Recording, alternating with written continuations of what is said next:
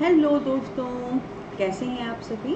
आप सभी का ही हार्दिक स्वागत और हार्दिक अभिनंदन करती हूँ मैं प्रीति मंडियाल, इंडिया के सबसे पहले पॉकेट फ्रेंडली एजुकेशन ऐप और चैनल पॉकेट पढ़ाई पर, जहाँ पे हमारा नारा है #ट्रूली डेमोक्रेटाइजिंग एजुकेशन इन इंडिया।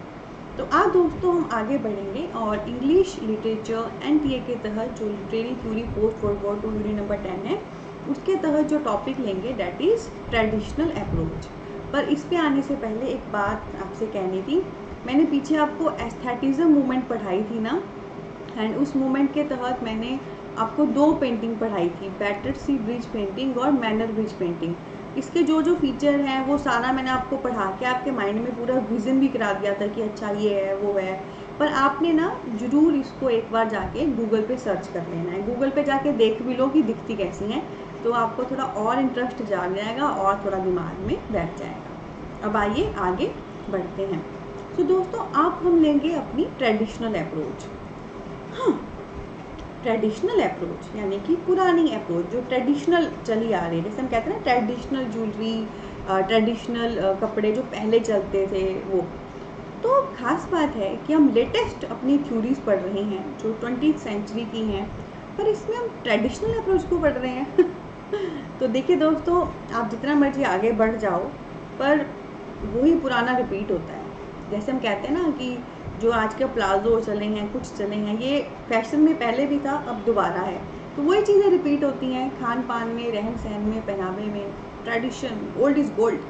तो ट्रेडिशनल अप्रोच में बेसिकली हम अपने लिटरेचर को ट्रेडिशनल वे से देखेंगे कि पहले क्या था। पहले जो ट्रेडिशनल अप्रोच हमारी थी वहाँ पे हम क्या करते थे, और अगर हम अभी इसको पढ़ रहे हैं literary theory post world war 2 में, तो इसका सीधा सा एक मकसद है कि जो पुराना तरीका था पढ़ने का, अगर हमको वो सही लगे, उसमें कुछ सही लगे, तो हम उसको आज की डेट में भी कंटिन्यू करें। सिंपल सी बात, सीधी स्पष्ट बात। तो आइए देखते हैं कि ट्रेडिशनल अप्रोच क्या कहती है, जो पुराना तरीका था हमारा क्रिटिसिज्म का वो क्या कहता है, और आज के टाइम में हम उसे कैसे अप्लाई कर सकते हैं। सो ट्रेडिशनल अप्रोच, इसमें दोस्तों सबसे पहले मैं आपके सामने 2 प्रश्न लाना चाहती हूँ। सबसे पहला है, is criticism is necessary, if so why. So traditional approach जब थी ना, जब हम पुराना क्रिटिसिज्म करते थे, लिटरेचर का पुराना वे हमारा जो क्रिटिसिज्म का था, उसमें सबसे पहला प्रश्न हमारा होता था कि क्या क्रिटिसिज्म ज़रूरी है, ये हम जो लिटरेचर लिख रहे हैं या समथिंग, क्या ये ज़रूरी है, अगर हाँ तो क्यों। ओके। और दूसरा, प्री क्रिटिकल रिस्पॉन्सेस। तो ठीक क्रिटिसिज्म से पहले जो भी रिस्पॉन्सेज आना उनको नोट डाउन करना, वो होता है प्री क्रिटिसिज्म रिस्पॉन्सेज। तो जो पहला प्रश्न है कि क्या क्रिटिसिज्म नेसेसरी है, अगर हाँ तो क्यों, तो बिल्कुल जी नेसेसरी है क्रिटिसिज्म, क्योंकि जो क्रिटिसिज्म है वो हमें हमारे बारे में ट्रू बताता है कि कहाँ पे हम सही हैं और कहाँ पे हम गलत हैं। तो अगर हमें फीडबैक मिलती रहे, हमें क्रिटिसिज्म मिलता रहे, हमें पता लगता रहे कि अच्छा ये गलत है, तो ऑब्वियसली हम उसे सुधारेंगे, उसकी जगह कुछ और लाएंगे। और अगर हमें पता लगे कि अच्छा ये चीज़ मैं अच्छी कर रही हूँ, ये सही है, तो उसको मैं और बेस्ट करने की कोशिश करूँगी। तो हाँ, क्रिटिसिज्म ज़रूरी है, क्योंकि ये हमें ट्रैक पे रखता है, हमारे काम की क्वालिटी और क्वांटिटी मेंटेन रखता है और हमें आगे की ओर लेकर जाता है। और प्री क्रिटिकल रिस्पॉन्सेज हैं कि ठीक क्रिटिसिज्म करने से पहले, ठीक आपने जब कोई क्रिटिसिज्म आप किसी चीज़ का दे रहे हो, ठीक उससे पहले आप एकदम नहीं किसी के बारे में फीडबैक दे देते हो कि ये अच्छा है ये बुरा है। सबसे पहले आप ऑब्वियसली उससे गो थ्रू करोगे, उसके बारे में पूरी सर्च करोगे, उसके बारे में पूरा जानोगे, अपना पूरा बेस बनाओगे, उसके बाद आप उसमें आगे बढ़ोगे, राइट। जैसे कोई रिसर्च करता है, किसी राइटर की बुक पे मान लो कोई रिसर्च कर रहा है, चेतन भगत काफ़ी पॉपुलर राइटर हैं, उनकी सारी बुक्स पे मान लो मैं बैठ के रिसर्च कर रही हूँ कि हाँ जी उनका लिखने का स्टाइल कैसा है, वो कैसी कैरेक्टराइजेशन यूज़ करते हैं, क्यों उनका वर्क यूथ को अट्रैक्ट करता है। तो ऑब्वियसली वो सब मैं पहले देखूंगी, मैं मार्केट उनकी रिसर्च करूंगी, उनकी बुक्स देखूंगी।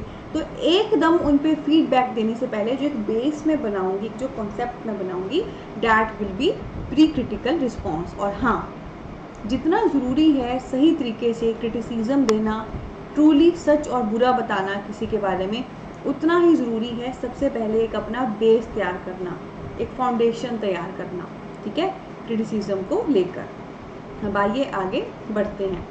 सो ट्रेडिशनल अप्रोच में दोस्तों बेसिकली हम यहाँ पे कुछ पर्सन लेंगे, ठीक है, और उन पर्सन की कुछ बुक्स हैं, उनकी कुछ सेइंग्स हैं, उन्हें लेंगे और एक्सप्लोर करने की कोशिश करेंगे। तो सबसे पहले दोस्तों यहाँ पर मैं आपसे बात करना चाहती हूँ जेम्स थ्रॉप की, okay. Then I want to talk about A E. Housman and then H.A. Tan, ठीक है। कौन कौन से हैं? जेम्स थ्रॉप, ए.ई. हाउसमैन और H.A. टैन। जेम्स थ्रॉप की दोस्तों एक बहुत ही पॉपुलर बुक आई थी, प्रिंसिपल ऑफ टेक्सचुअल क्रिटिसिज्म। क्या है बुक का name? Principle of textual criticism, यानी कि जिसमें हमें प्रिंसिपल दिए गए हैं, सिद्धांत दिए गए हैं टेक्सचुअल क्रिटिसिज्म करने के, यानी कि जब कभी आपके सामने कोई भी टेक्स्ट, कोई भी बुक लिखी हुई आती है, आप उस पर कैसे क्रिटिसिज्म दोगे, कैसे उसके बारे में अच्छा बुरा सब बताओगे। और दोस्तों इसी में एक टर्म है टेक्सचुअल स्कॉलरशिप, ये भी इन्हीं के तहत है। तो टेक्सचुअल स्कॉलरशिप क्या है? To create the text which the author intended, ठीक है। सो टेक्सचुअल स्कॉलरशिप क्या है कि उस टेक्स्ट को क्रिएट करना जो ऑथर इंटेंड करना चाहता है। देखो कहने का मतलब क्या है, आपके सामने जब कभी कोई भी वर्क आता है ना बेटा, उसके दो पहलू होते हैं। एक पहलू होता है कि ऑथर ने उसे किस वे से लिखा, ऑथर का मन क्या था, वो क्या बताना चाहता है, ठीक है, डेट इज ऑथर अटेंडेड। और दूसरा है जब रीडर उसे पढ़ रहा है तो रीडर उसे किस वे से समझ रहा है, how reader is perceiving it, how reader is taking it, ठीक है। सो टेक्सचुअल स्कॉलरशिप होता है आपने उस चीज़ को प्रेफरेंस देनी है कि ऑथर क्या कहना चाहता है, ठीक है, ऑथर क्या इंटेंड करना चाहता है, आपने उस वे से टेक्स्ट को समझना है, दैट इज टेक्सचुअल स्कॉलरशिप। ये नहीं देखना आप एक ही किताब हज़ारों लोगों के बीच में गई, सब लोग उसे अपने अपने अकॉर्डिंग समझेंगे, अपने अकॉर्डिंग लेंगे। आपने ये नहीं देखना कि वो रीडर के वे से how it is coming out, you have to see how it has been made in according to author, author के अकॉर्डिंग ये कैसे बनाया गया है, ओके। उसके बाद दोस्तों नेक्स्ट हमारे सामने है ए.ई. हाउसमैन। ए.ई. हाउसमैन की एक स्टेटमेंट है, देखिए क्या स्टेटमेंट है। A.E. Houseman said textual criticism is an art of science of discovering errors and art of removing them, ठीक है। तो ए.ई. हाउसमैन ने क्या कहा, टेक्सचुअल क्रिटिसिज्म क्या है? टेक्सचुअल क्रिटिसिज्म है कि सबसे पहले आपके सामने जो भी एरर्स हैं, जो भी गलतियां हैं, आप उसको डिस्कवर करो, उसको निकालो और बाद में उसको रिमूव कर दो। सो टेक्सचुअल क्रिटिसिज्म एक प्रकार का साइंस है, एक प्रकार की टेक्निक है, जिससे आपके सामने जो भी लिटरेचर या कुछ भी लिखा गया है आप उसमें गलतियां ढूंढते हो और फिर आप उसको रिमूव कर देते हो, ठीक है। तो टेक्सचुअल क्रिटिसिज्म के लिए तालियां। ये ऐसा साइंस है, ऐसी कला है, सबसे पहले गलतियां ढूंढेगा फिर गलतियों को रिमूव कर देगा, क्योंकि गलतियां ढूंढे जाएं फिर उसको रिमूव किया जाए तो उसके बाद जो भी आपके पास बचेगा डैट विल बी खरा सोना, यानी कि सही मायनों में जो एग्जैक्ट कंटेंट है वो बचेगा, जिससे आपको कुछ ना कुछ आप जरूर सीखोगे, ठीक है। और एक बात होती है बेटा, जितना मर्जी महान राइटर हो कुछ ना कुछ गलतियाँ उससे होती हैं, ठीक है। तो उन गलतियों को हम अवॉइड करना पड़ता है हमें, क्योंकि एट दी एंड राइटर की जो महानता है हमें उस पर फोकस करना होता है। हाँ, किसी ने सारा लिखा ही बकवास है तो वो उस पर तो आपको क्रिटिसिज्म करने की जरूरत भी नहीं पड़ेगी। क्रिटिसिज्म के तौर पे आपके सामने वही राइटर आएंगे जो महान है, ठीक है। तो कैसे उनकी अगर गलतियां भी हैं उनको हम डिस्कवर करें एंड उनको हम रिमूव कर दें, ताकि एट दी एंड आपके पास वही कंटेंट रहे जो आपके काम का है। तो ए.ई. हाउसमैन ने क्या कहा, टेक्सचुअल क्रिटिसिज्म इज एरर्स को डिस्कवर करो और उनको निकाल के बाहर फेंक दो। उसके बाद दोस्तों H.A. टैन। H.A. टैन दोस्तों बेसिकली ये फ्रेंच क्रिटिक थे, ठीक है, ये फ्रांस के क्रिटिक है। ये भी केवल प्रश्न आता है कि कौन सा क्रिटिक कहाँ का है। सो H.A. टैन एक फ्रांस के क्रिटिक हैं। इन्होंने जो हमें अप्रोच दी थी that is historical biographical approach. क्या अप्रोच दी थी? Historical biography approach. हिस्टोरिकल हो गया ऐतिहासिक, बायोग्राफी हो गया बायोग्राफिकल अप्रोच। तो जब कभी आपके सामने कोई भी वर्क आ रहा है, आप उस वर्क की प्रॉपर हिस्टोरिकल बैकग्राउंड चेक कर रहे हो, ठीक है, और साथ में उसका जो राइटर है उसकी बायोग्राफी भी साथ में आपके दिमाग में है, that is called historical biography approach. It is like जब आपके सामने कोई वर्क आया, आपने डायरेक्ट वर्क पे फोकस नहीं किया, वर्क का बैकग्राउंड देखा कि वर्क किन हिस्टोरिकल बैकग्राउंड, किस हिस्टोरिकल परिस्थिति में लिखा गया है। जैसे फॉर एग्जांपल जब नेशनल मूवमेंट थी, हम भारतवासी अंग्रेजों से लड़ रहे थे, उसमें जो भी वर्क लिख के गए थे तब पैट्रियोटिज्म, देशभक्ति की स्पिरिट बहुत आई थी, है ना।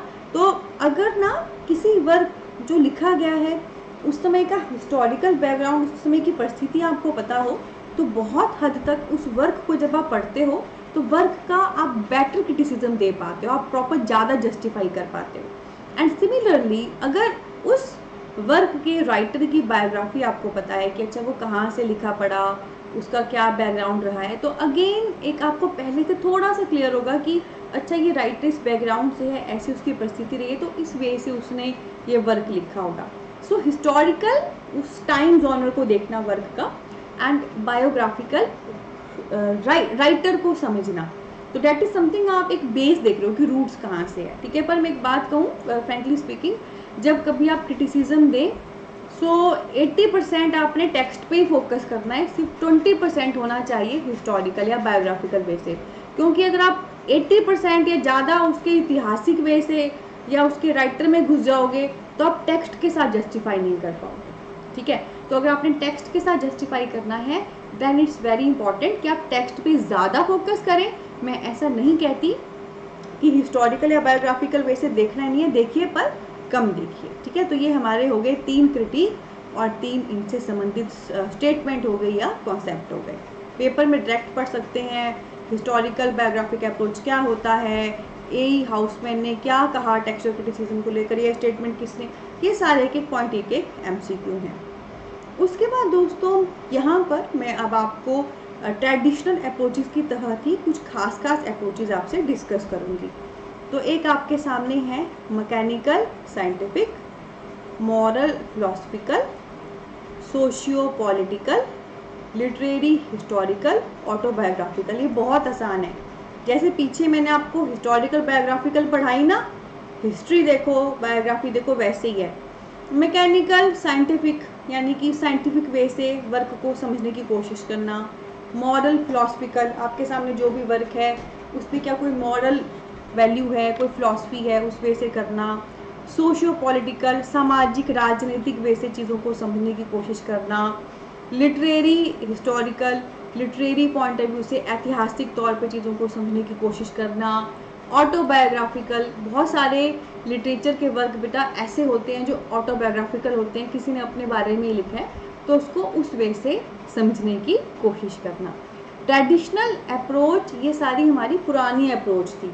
तो देखो कितने सारे पर्सपेक्टिव से हम क्रिटिसिज्म करते थे, mechanical, scientific, moral, philosophical, socio political, literary, historical, autobiographical. बहुत आसान है, टिक टिक के इस हर शब्द का मीनिंग निकालो, वो जो शब्द का मीनिंग है वो खुद में पूरा कॉन्सेप्ट है, और वो जो कॉन्सेप्ट है वो पूरी अप्रोच है, ठीक है। तो दोस्तों ये है हमारा ट्रेडिशनल अप्रोच, ठीक है जी, कि कैसे हमारी पुराना वाला तरीका था क्रिटिसिज्म करने का, और इसमें से कुछ कुछ चीज़ें आज की डेट में भी आप अप्लाई कर सकते हैं। तो कैसा लगा दोस्तों आपको? अगर सेशन अच्छा लगा है तो सेशन को ज़रूर थम्स अप दें और लाइक करें हमारी इस वीडियो को, और आज ही हमारे इस चैनल को सब्सक्राइब करें। और अगर आप ऐसे ही पढ़ना चाहते हैं कंप्लीट इंग्लिश NTA पे कोर्स, तो आपके लिए गुड न्यूज़ है, इंडिया का जो सबसे पहला पॉकेट फ्रेंडली एजुकेशन ऐप है पॉकेट पढ़ाई, उसका लिंक इस वीडियो के डिस्क्रिप्शन में दिया है, जहाँ पे कंप्लीट कोर्स अवेलेबल है इंग्लिश NTA के लिए। और आपको पता है कोर्स की कीमत सिर्फ है 2499 और वैलिडिटी है पूरे 1 साल की, यानी कि पर मंथ आप सिर्फ 200 पे कर रहे हो एक ऐसे कोर्स के लिए जहाँ पे क्वालिटी और क्वांटिटी दोनों का ही बहुत ध्यान रखा गया है, ठीक है। इसमें आपको complete video lectures, complete study material, PYQ, mock test और सब मिलेगा। ऐसे ही हंसते हंसते कट जाएं पढ़ाई के रास्ते। और साथ में दोस्तों फ़ोन नंबर भी नीचे वीडियो के डिस्क्रिप्शन में दिया गया है, आप में से किसी की भी कोई सिंसियर क्वारी है आप व्हाट्सएप करिए, कॉल करिए, डेफिनेटली हमारी टीम आपको गाइड करेगी। और बहुत अच्छा परिवार है हमारा फेसबुक, इंस्टा, टेलीग्राम पे, वहाँ पे भी हम सबको ज्वाइन करिए। तो मिलते हैं ऐसे ही हंसते हंसते कट जाएं पढ़ाई के रास्ते। बहुत सारा प्यार, बहुत सारी ब्लेसिंग, टेक केयर।